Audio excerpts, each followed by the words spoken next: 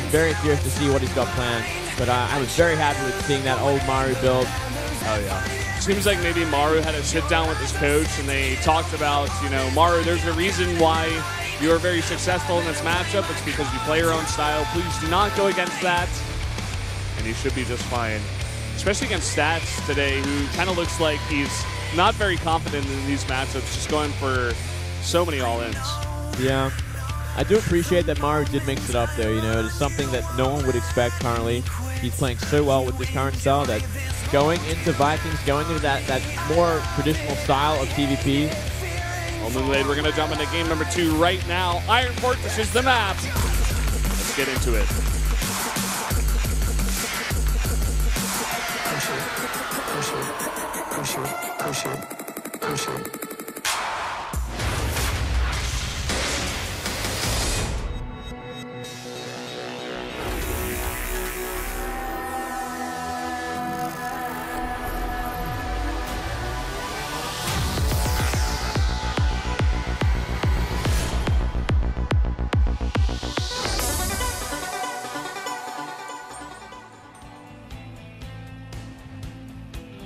Down here in the bottom right in the red, our Terran player currently up 1 game. It is Maru.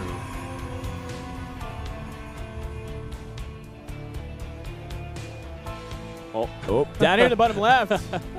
Do have the Protoss player has to win this game to stay in it. It's Stats. Got to beat Maru twice in a row if he wants to come up and face his teammate Zest in that losers final. Oh yeah. It's funny to see that thing fall off the monitor. The ref actually just fixed it, so we're all good, but definitely not what you want to happen, what you want to have happen in a very critical game as this one. Kind of annoying. Yeah, especially if the ref's going to stand in front of you and do that. Yeah. Well, I suppose it's very early on in the game at least. Gas first for Maru this time around, so he's sticking to the aggression here. He's going to want to get out those Hellions early. Get out the drops early. Great math for Hellions. We see it more often than not. But look at what we're seeing from Stats right here. Oh, this guy, man. I think him and Zest made a pact, so they're like, we are not going to play straight up against Maru today. It's like, let's just cheese Maru. Yeah. It shows an immense amount of respect, and it may actually be able to catch Maru every once in a while. You know, even if Stats gets this win here, he will force that game 3, and then anything's possible in a best-of-1. Yeah. Well, let's see what Maru's going to do. I mean, he's going to get out that factory now, and he can be actually pretty vigilant with his scouting around his base. I'm sure he would be, considering what he's seen from these KT Protosses today. Yeah. I think this time around especially, he's like, oh, Zest played really strangely. I hope Stats doesn't do the same thing, and then Stats goes for a 4-gate on 2 base, and he's like, oh, okay. Yeah. Well, but Maru, I mean, he's very good at holding all-ins. I think TY is like the best against Protoss at holding these kinds of all-ins.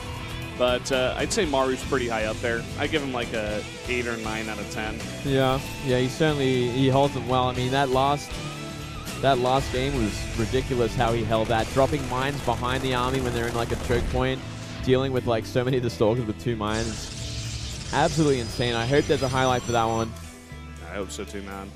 There's going to be a very quick Widow Mine. If he can get a good position on that and snipe the Oracle before it does any damage. Oh, he's going to see it. Oh, man. Yep, that happened. That is gigantic. He's going to start working on that pylon. Stats out of luck already, but you know the game's not over. He's going to get that Oracle before that pylon goes down, so that's one redeeming thing.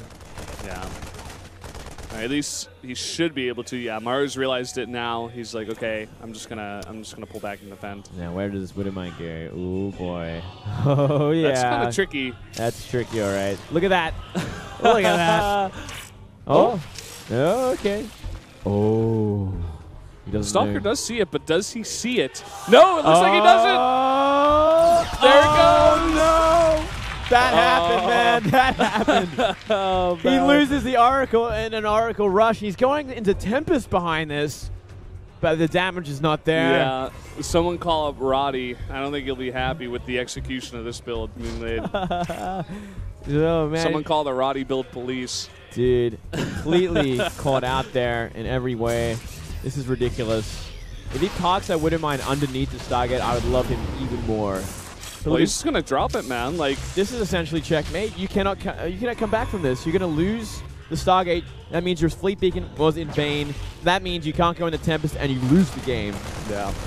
Well, I was hoping for a bit more of a exciting game number 2 here, guys, but it looks like Stats is just gonna get bopped.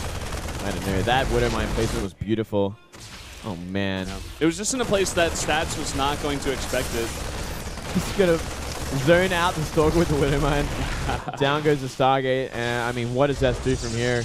Yeah, I guess he's going into that 3-gate. He's gonna try something with 3 gates, but it's gonna Maru's be a drop. like, okay, I know, you know what's going on here. He's even making a Viking, which is kind of interesting, especially because he already shut down the Stargate, but Safety first. I guess it's like another unit you can use to hold off stuff. You can even land it if you want, I suppose. I mean, from here, Maru just has to go for the drop and just keep applying the pressure like any normal game. And he should be in complete control to win it because he's so far ahead right now. Unbelievably far ahead. This is, again, that weird transition point for the Protoss where he's like, I guess I have a 0.5% chance of winning this game. Let's transition into robotics facility. See what happens. Here we go. It's going to be actually a double drop. 4 mines and max brutal. Marines. 8 Marines, 4 mines. And all the while just powering up at home. Looks like he's not even going to go for that second CC. He's just like, well, I'm this far ahead, I can just kill you. Yeah, he can go for a complete aggression from here on out. He knows how far ahead he is in this sort of situation. He might drop the Marines at the natural, force units out, and then drop in the main with the mines, or just maybe go for everything at the main. He's going to drop them in here. Does have a bunch of units, but nice kiting here from Stats, trying to get rid of some of the health on some of these Widow Mines, but good pickups. Oh, you're going to drop behind them. Oh, into the mineral line here. Oh, He's trying to focus it down against them both. He saves them both. Maru being overly aggressive here. I think he might have approached this the wrong way around. Oh, that one will get off, though. Oh, 2 probes. Not bad, but... Oh, another one here. Oh, man. Not paying attention. Well, kind of an interesting drop there. Didn't really find the damage, but it looks like Maru is going to follow it up with some tanks. Yeah, a tank buyer. I mean, he still has an option to do whatever he wants, and this is a scary army. It's going to do a lot better against what we do see from Stats. Yeah, I think at this point, Maru's more so thinking about a series against Zest and what he's going to do.